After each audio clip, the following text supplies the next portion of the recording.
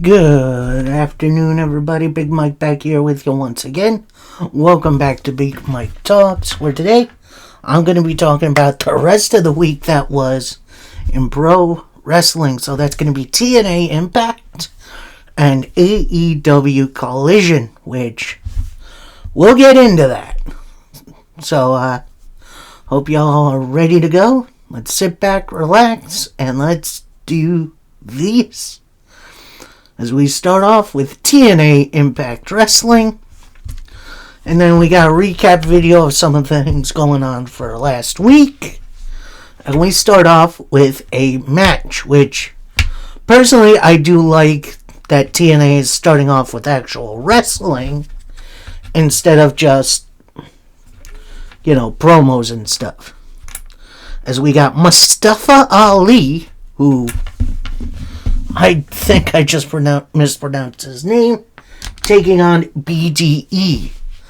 BDE, obviously, TNA's version of Logan Paul, except he's seemingly not a piece of shit, so I'll accept him. This match was honestly a whole lot of fun, very, very entertaining.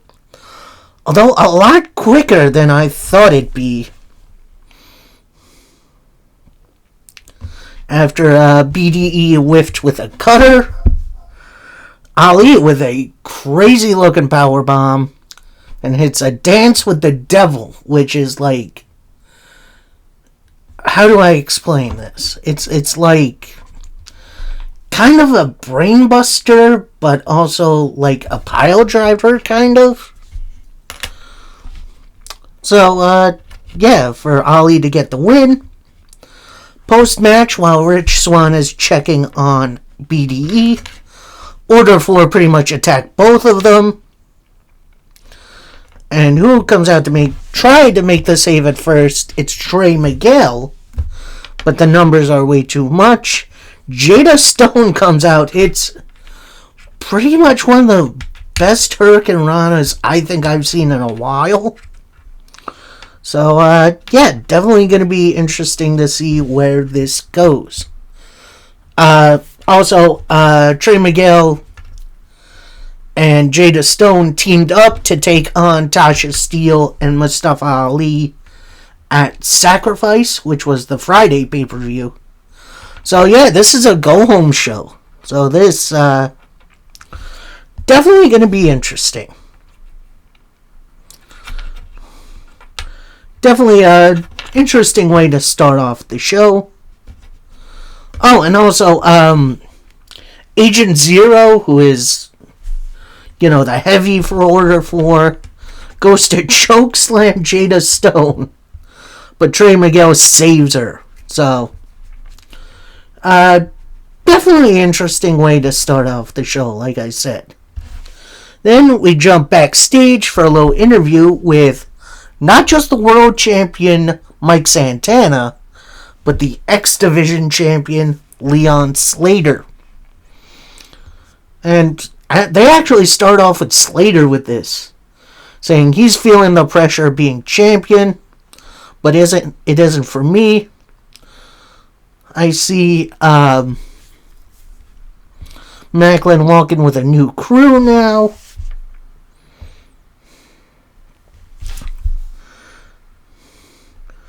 I'll handle the Eric Young problem tomorrow. We're going to handle the system problem today. So then we move on to Mike Santana, who says, Maclin, I'm playing your little game for now, but I'm waiting to see how this ends. Because tomorrow it's all on you. You win, you're clearly the better man. You lose, you go home and admit you're not the man you claim to be. So then Daria Ray walks in, which is like random, says, and also remember, if you attack Steve Maclin during his stay here tonight, the title will be vacated, and we have a tournament ready to set that up. So, yeah, then I don't know. This is kind of one of my issues with TNA. They have one too many authority figures. Like, you have Santino, you got Del Rey, you got, what's his name in there, too. I feel like if we focus on one person, I think we'd be a little bit better. Next up, a one-on-one match, as we got Brian Myers taking on Jeff Hardy. I feel like I've seen this on Main Event in WWE once or twice. But, yeah, these two have some great chemistry together. Really nice back and forth match. Nothing too crazy, as Jeff Hardy wins with the Twist of Fate and a Swanton. Post-match, the System attack the Hardys, and the Righteous make the save. All four, 7 of the 8 people brawl to the back, which leaves Bear Bronson in the ring. Which leads to who coming out?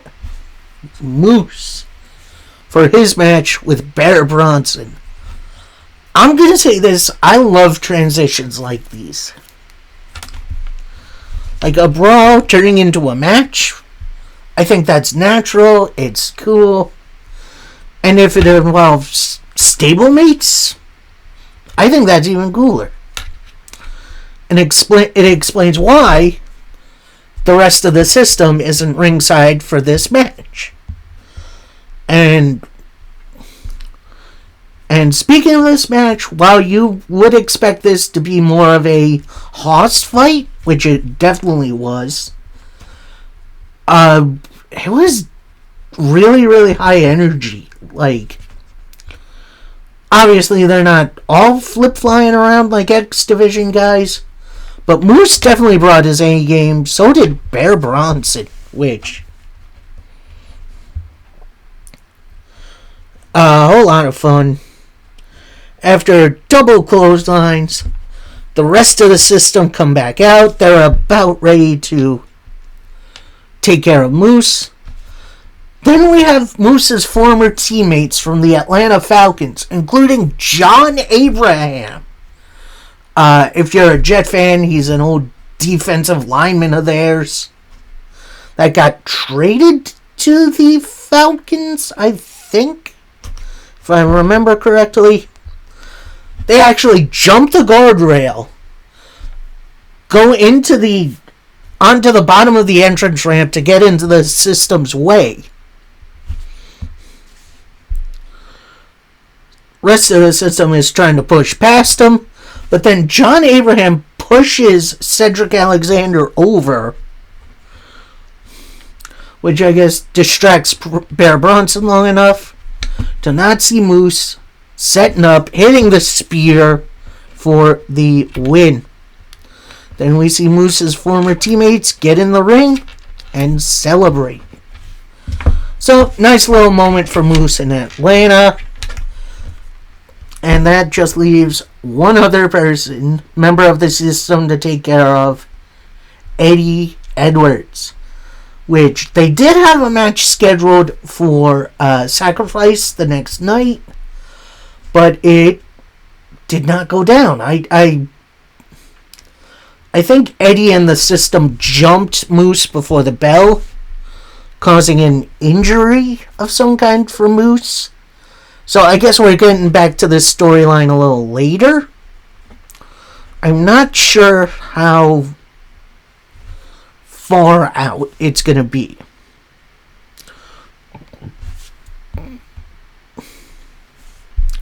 So next up, we get this really short interview with Mariah Sade, where she's talking about kicking Emerson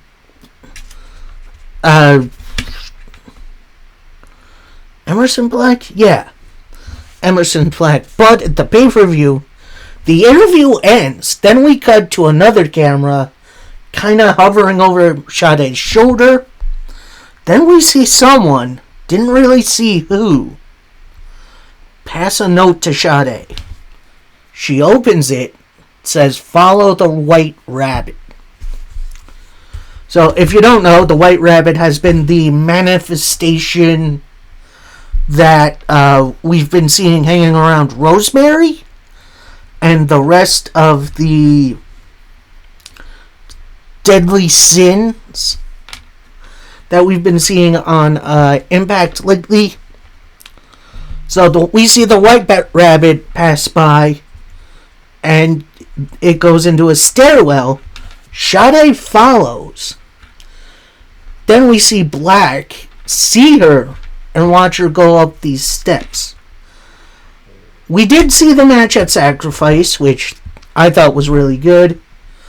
But then also at Sacrifice, we saw the rest of this footage in which she's still following the White Rabbit. They go into like this weird attic, it looks like, where we see face-to-face version camera with Sade. Over her shoulder, we see Brooke Havoc, who we haven't seen in at least a good couple months. So, this gets my theory brain cooking. I think what we're seeing isn't, the real world. I think what we're seeing is the undead realm, which is where, Allie, Brooke Havoc, a couple other people have been residing for a while. Because if you don't know, Impact has actually killed people that, aren't staying with the company.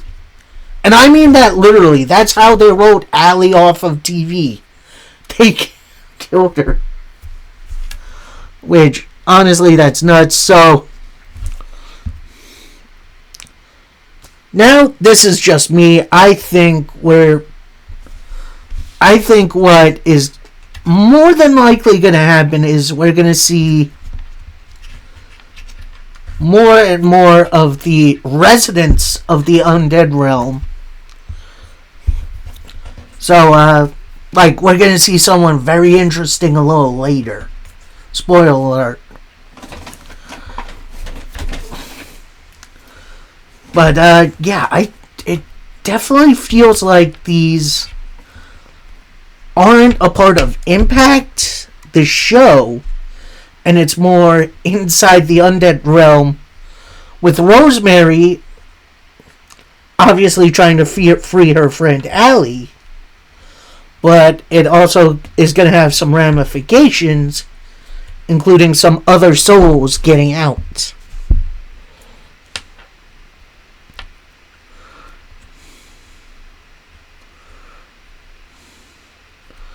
So, next up, we see a promo by the System. They're in their locker room saying, "We didn't just come here for titles.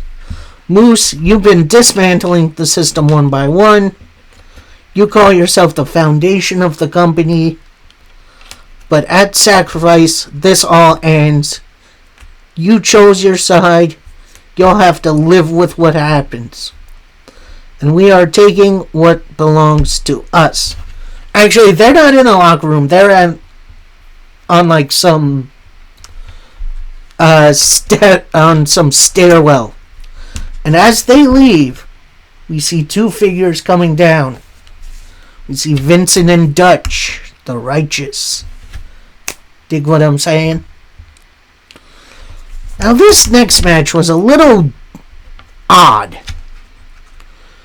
It wasn't bad, but it was a little odd. It is trios action, as we got Tessa Blanchard, Mila Moore, and Victoria Crawford taking on Jody Threat, Harley Hudson, and Mila Grace. Like I said, match itself wasn't bad. It just felt like it went by really, really quickly. Everyone pretty much got their stuff in. I believe it was Mila Grace, that was in the ring. She tried for a big old DDT that got blocked by Blanchard, who hit the buzzsaw DDT for the win for her team. And again, like I said, I feel like this got a little rushed for some reason. And then that's why I felt like it was a little bit flat. So hopefully we get either some sort of rematch or something else with these three at a later date. We then get a TNA injury report segment, which honestly I feel like AEW could implement easily. Then we see the next Rosemary segment. She's walking in a hallway with Allie.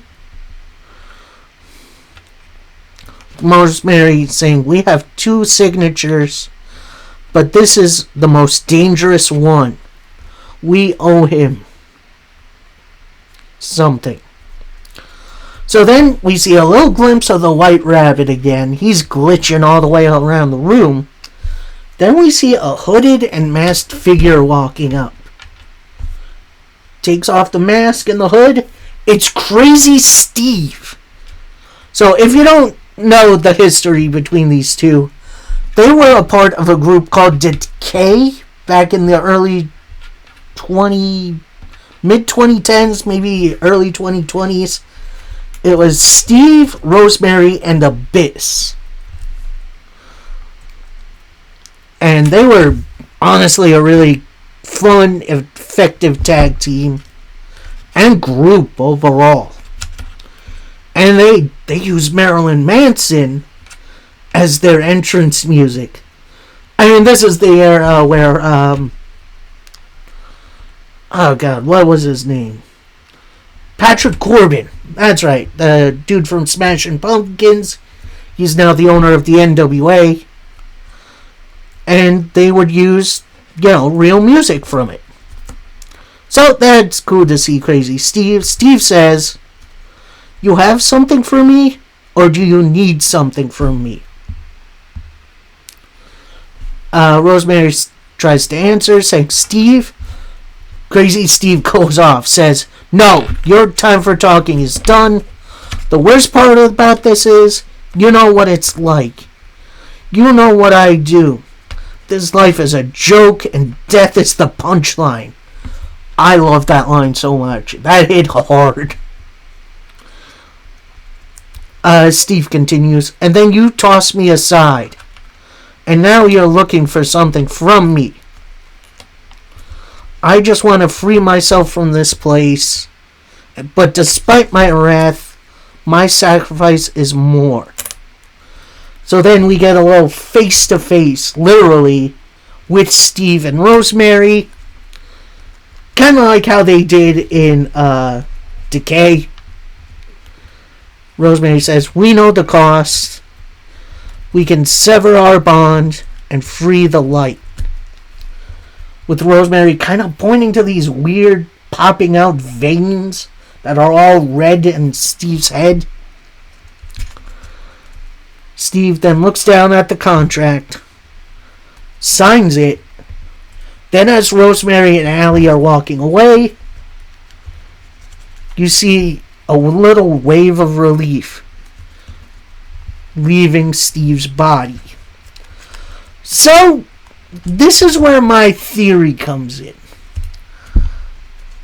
I don't think Crazy Steve was ever really killed, but the last time we did see him, he did have a little interaction with Rosemary.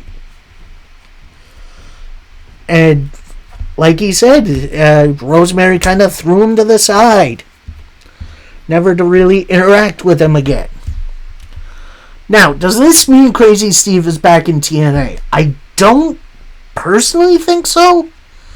But I guess time will tell. And honestly, I don't think this would be a bad get for TNA. I feel like he would fit in, honestly, anywhere. Including, potentially, the X Division. But that's just me. I guess we'll wait and see. Next up, you got Eric Young taking on the enhancement talent with the greatest name I have ever heard, Brad Attitude. And honestly, I'm going to say this. TNA, please sign Brad Attitude. I feel like he fits so well. Before the bell even rings, Eric Young attacks Brad Attitude. He gets advantage pretty early on. Brad Attitude does fight back a little bit, including a pretty impressive dive over the top.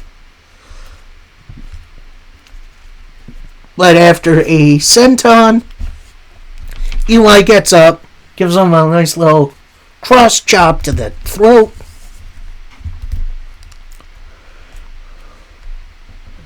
And then a big old pile driver to pick up the win. And then after that, as the ref is raising Eric Young's hand, he chases the ref out of the arena. So, yeah, I guess we'll see what goes on from there. Like I said, TNA, please sign Brad Attitude. I feel like he would fit really, really well. And could be the new Shark Boy in TNA. Like, just a fun character that just does stuff.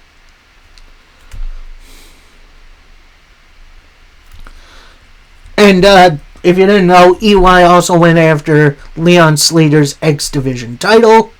Failed to complete that transaction, which I'm definitely fine with. So next up, we see Matt Hardy taken out in the same stairwell we saw the System and the Righteous in a few segments before.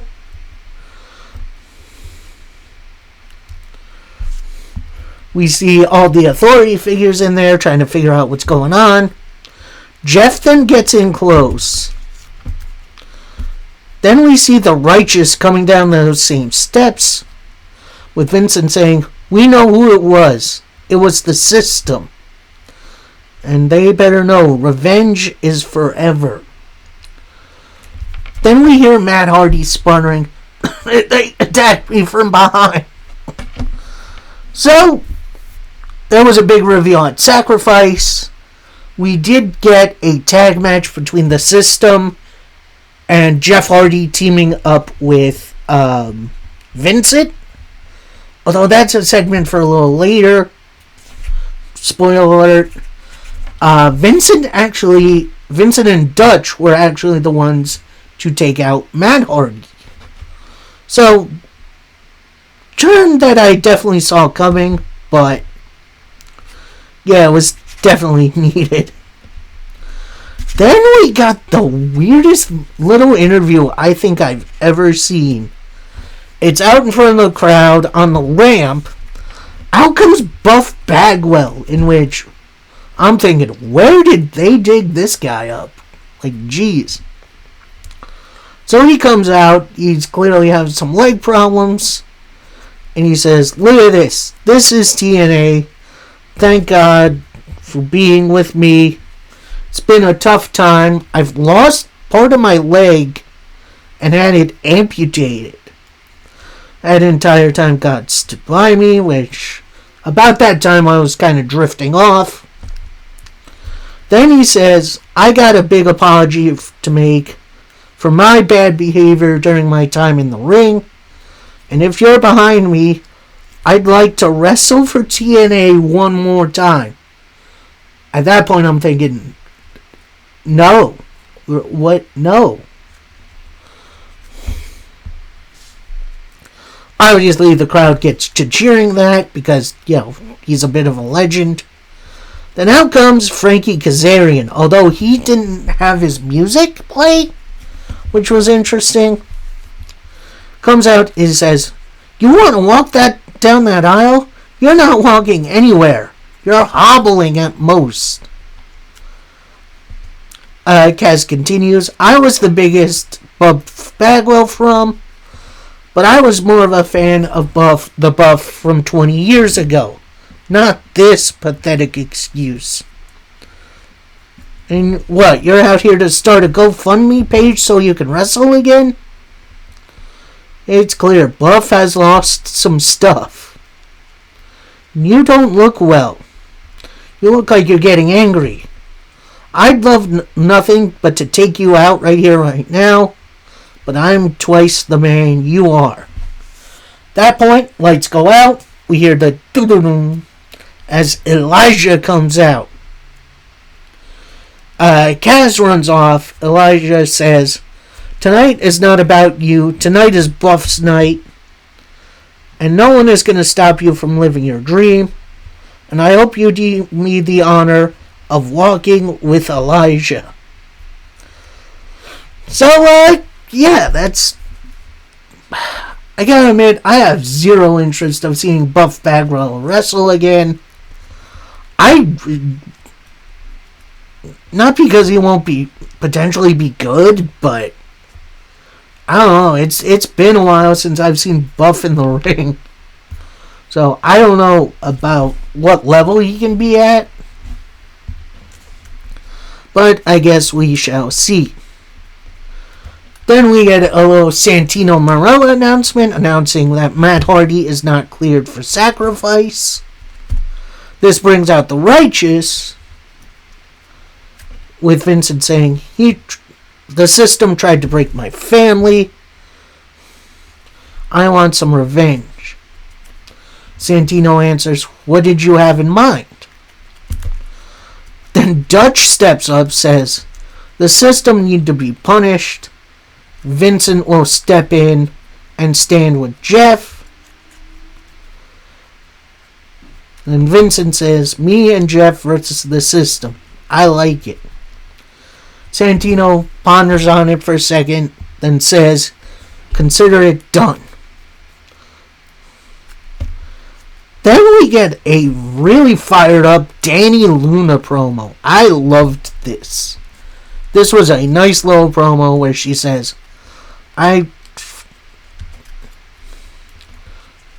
finally get a shot at the title I never lost.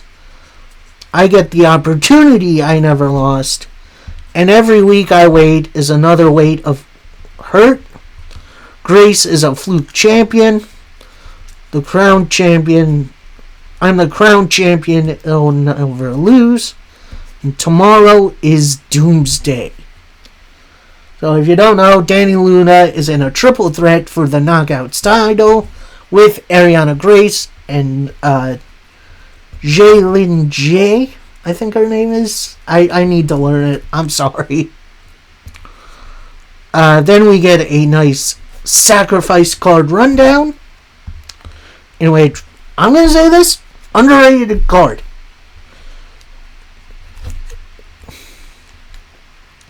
As we go to our main event, as we get Mike Santana teaming up with Leon Slater to take on System members Eddie Edwards and not Bear Bronson, Eddie Edwards and Cedric Alexander. And again, a nice fun matchup. It definitely kind of felt X Division style-ish a bit. Really nice back and forth. Lots of stuff going on at the end, including Eddie Edwards whiffing on a Boston Knee Party, with Mike Santana hitting a Death Valley Driver. They all kind of dive on each other after a little bit. Slater was about to take a big dive, but Steve Macklin grabs him by the leg, brings him in. This distracts Mike Santana long enough for Eddie to lock in a sleeper. Then Cedric with a super kick. Eddie with a Boston Knee Party to pick up the win for the System. So, 1 out of 2 record for the System this week. Very effective go-home episode for Sacrifice. Although I am a little sad we didn't get any Steiner math, which I thought would have been fun. I will also say this. TNA, whoever's in charge here, let's get some more focus on the X Division. And like, I know Leon Slater was just in the main event.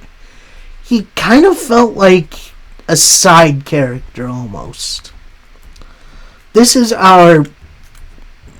honestly, this is the champion, title holder of, the division that got TNA on the map.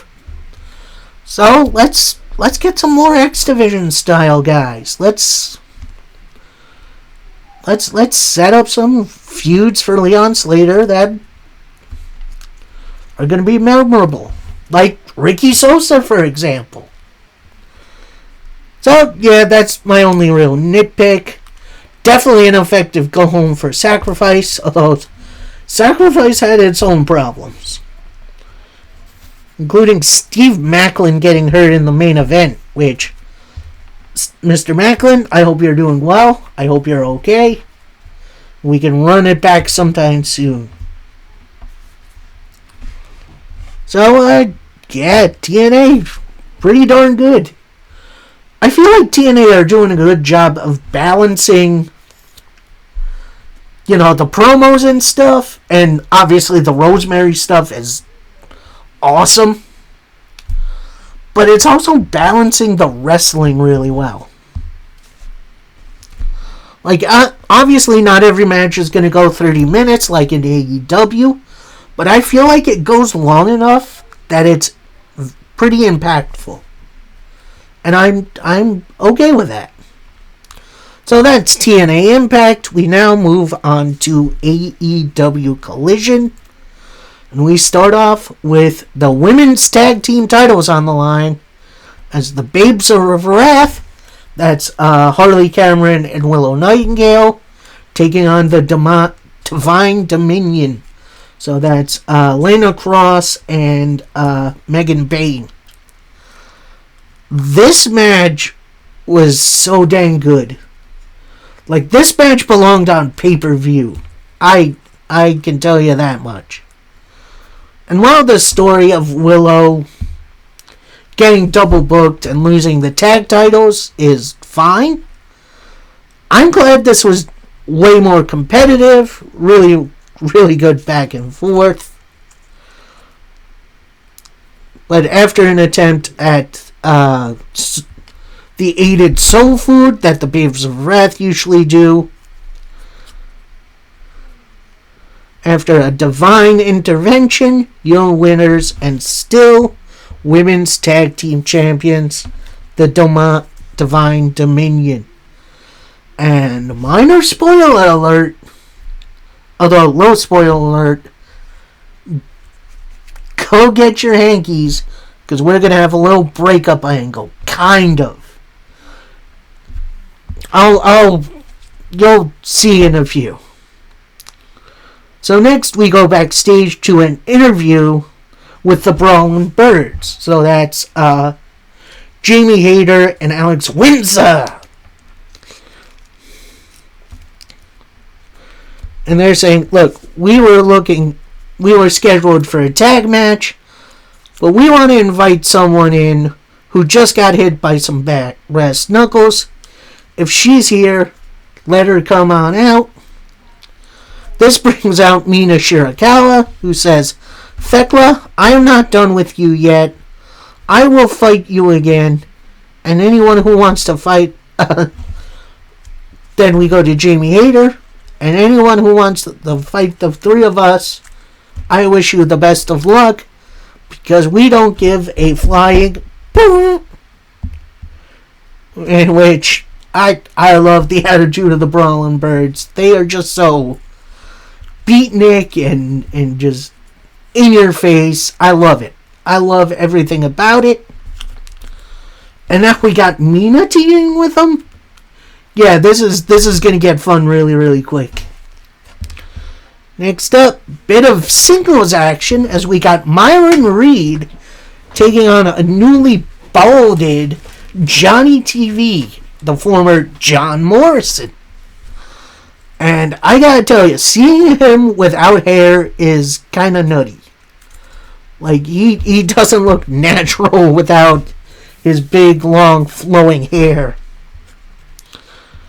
And this, I'm gonna say this kind of felt like an X Division style matchup. While Johnny TV has slowed down a little bit, he still can keep up with Myron Reed. And like I said, really good back and forth. And after a cutter and a no-cap splash, which is a great name for a finisher, your winner is Myron Reed. And honestly, I'm super excited to see where Reed goes for now, especially with his Rascals teammates seemingly doing the tag stuff. I do kind of wish we do trio stuff with the rest of the Rascals, but I guess we'll see. Next, we go backstage for a promo from the Death Riders with Moxley with Daniel Garcia starting off saying, "Private Party, I used to think we were on the same page, but you think I changed? You didn't change at all. I did. I've been forged in the fires of war while you were sitting at home healing. Y'all walk the same, act the same. You certainly play hard, but do you work hard?" This is now Moxley, who comments, "Now you're in for a lot of money. You can't use it to buy guts and heart after we beat you. And victory comes at a price I don't think you can pay. You're swimming with sharks tonight." So, nice, intense promo, making a lot of sense. Makes me look forward to that matchup. So then, take a little commercial break, come back for an interview with Private Party. And they say, "Partying was really fun, but tonight isn't about partying. Like talk, Mox, we know you like taking people in the deep water, but this is our time, and we're going to turn chaos into opportunity." So, yeah, nice, to the point promo from Private Party. As we go into the match, as it's the Death Riders being represented by Daniel Garcia and Jon Moxley to take on Private Party. And this was a very interesting match. Little finesse and mat wrestling versus a bit more high flying, but it went together really, really well. And it made everyone look really good. Kind of near the end, Private Party was about to execute the Doomsday device, but Claudio Castagnoli grabs Mark Quinn's leg,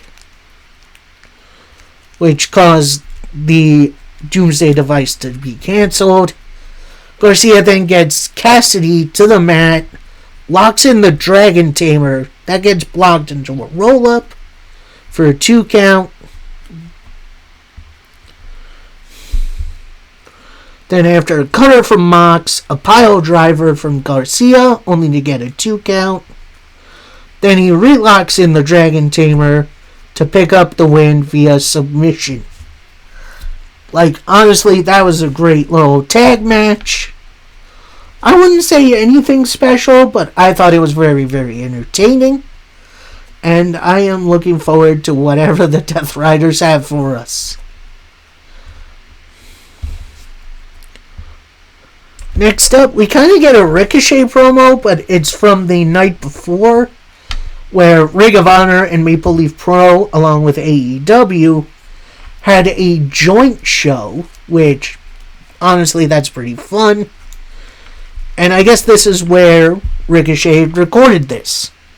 He said, "Kenny, I knew you would have something to say, But you say the past doesn't matter, but it clearly does because I've beaten you before. So bring your chumps. I knocked all your blocks off at one point in my career. You're looking at the 3 baddest men at AEW. We've beaten Perry over and over again. But Perry, you wouldn't be holding the title without Kenny. You had all kinds of other teams in there. But why not my guys in the Demand? Joke is on you. Because the results for this Wednesday will be Demand up. So, not a bad catchphrase. I do kind of wish they would workshop it a little bit more. But honestly, I had message sent. And honestly, I don't know if it's just me. I've forgotten how good Ricochet is on the mic. Like, he's just that damn good. So next up, we got a little women's trios action. As we got Mina Shirakawa teaming up with the Brawlin' Birds to take on Nixie Kane, Ania Belmont, and Haven Harris. Which, great bunch of names. Yeah, this was a squash match. Like, that is the best way I can describe this. This was all Brawlin' Birds, Mina Shirakawa. With the win after coming a 2 birds 1 stone by the Birds and a figure 4 by Shirakawa.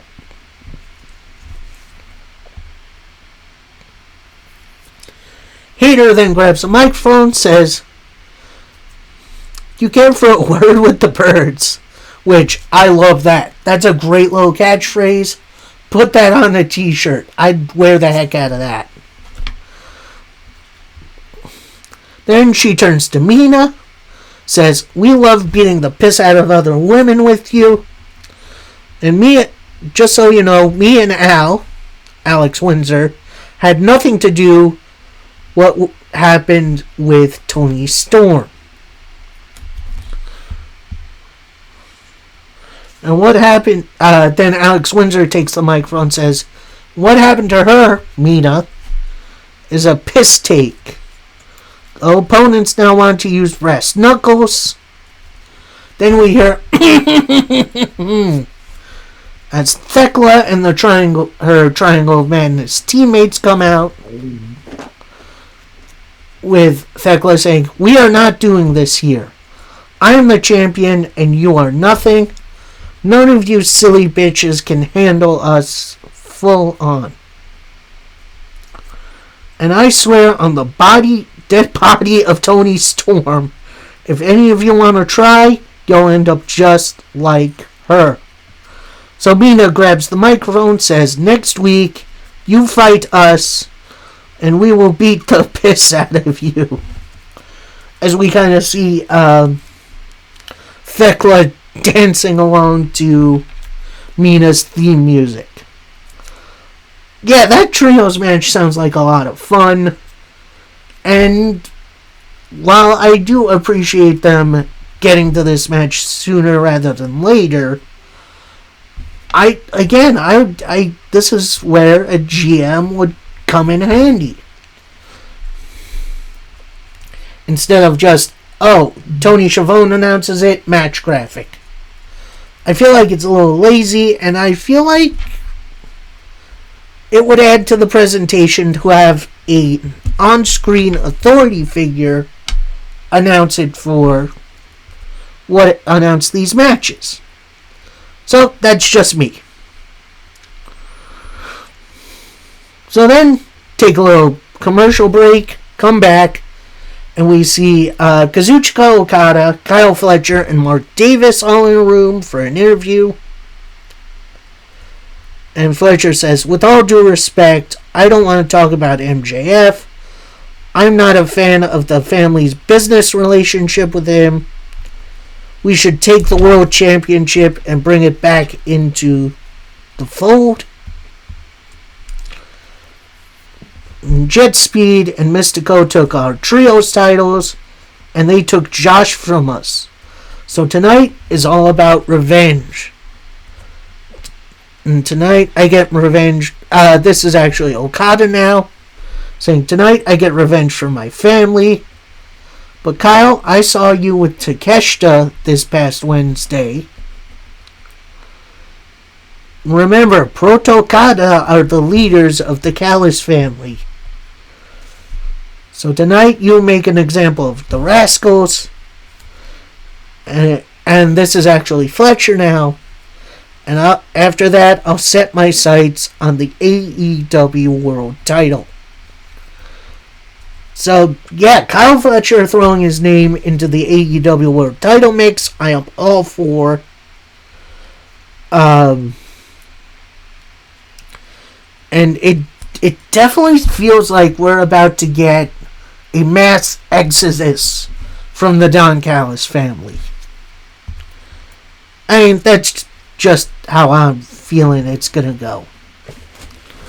So next matchup, we got Tommaso Ciampa taking on Ace Austin. And oh boy, I gotta think this was a great little matchup from people I don't think have had a match before. I could be 100% wrong. But yeah, this was a great match. Really good back and forth.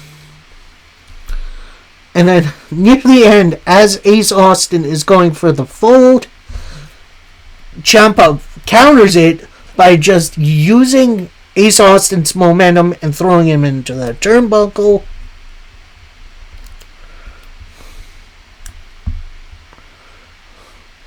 Then Ciampa with the kill shot, running knee to pick up the win.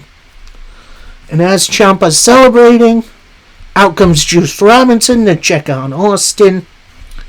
Ciampa gets back in, about to go for another knee, but Juice kind of pops up, turns around, sees him, and backs Ciampa off. So, yeah, definitely a fun match for Ciampa and Ace Austin. A Ciampa Juice Robinson match. Yeah, I'm here for that. I'm in. Let's do it. So next up, we get a full sit-down interview from the Rascals saying, "We're feeling good right now. The momentum is on our side. Tonight we jump in the deep end and make a big splash. We get this win, and we're one step closer to title contention." So I'm not sure if he means the tag titles, trios, not sure. We'll see what happens. Then, take a little commercial break, come back, we see the Babes of Wrath sitting in what is usually the interview area, but without an interviewer. With Willow saying, "We did what we could tonight. I wanted to hold the tag titles again with you so bad. I wouldn't want to do this without you." So then Harley says, "So now what? Do we just stop talking to each other?" Willow then says, "No, we just go our separate ways. But we'll always be babes together."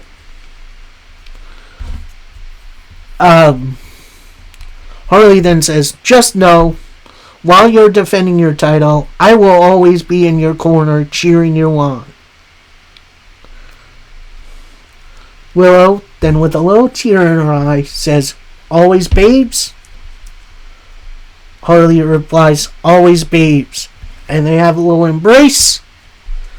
And Harley whispers, "Of wrath." We gotta do the whole thing, otherwise it doesn't make sense. I generally hate it when really good tag teams have to break up. But I'm going to say it was more than time for the Babes of Wrath to go their separate ways.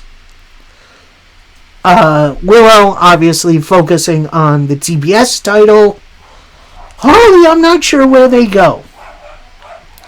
I'm not sure where she's going to end up. I don't think she's going to end up with challenging for the women's title, but maybe we see a heel turn sooner or later. I don't know. It's an interesting situation. And honestly, thank you, Babes of Wrath, for your service. It's a fun time. So next up, we got this really interesting matchup. We got Mark Davis and Kyle Fletcher of the Don Callis family.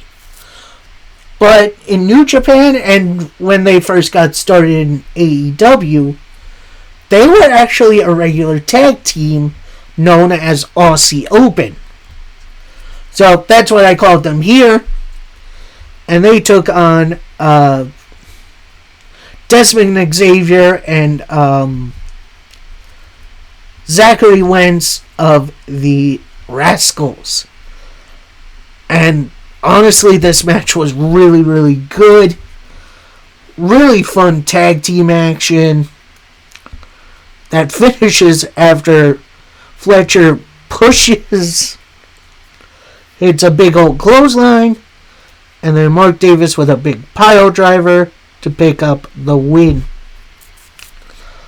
I wouldn't hate if these two teamed up again for a little bit to go for the tag titles, but yeah, ultimately fun match. We'll see what goes on from there. Then we get a little interaction again from Global Wars, which was the Thursday before, I believe, between Don Callis and Ricochet.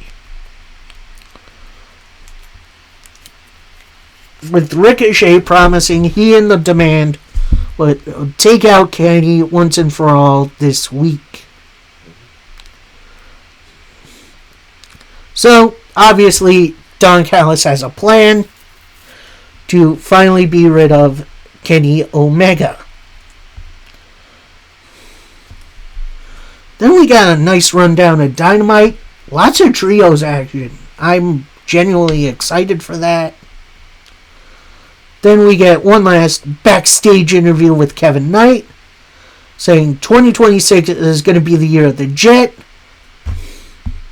I already beat Okada in tag action. I had MJF looking up at the lights.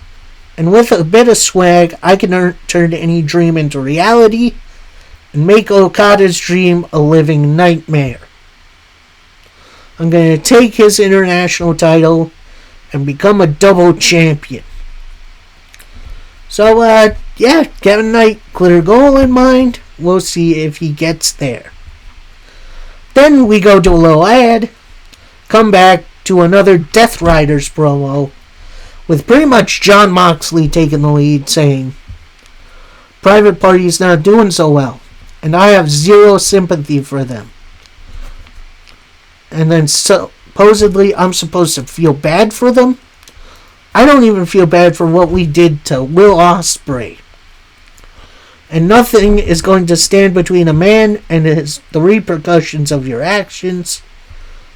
So, Ospreay, this Wednesday you face the Bastard, and he has zero room for your emotional response to this cold, cold game.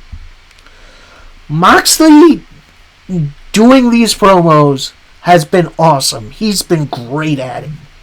Well done.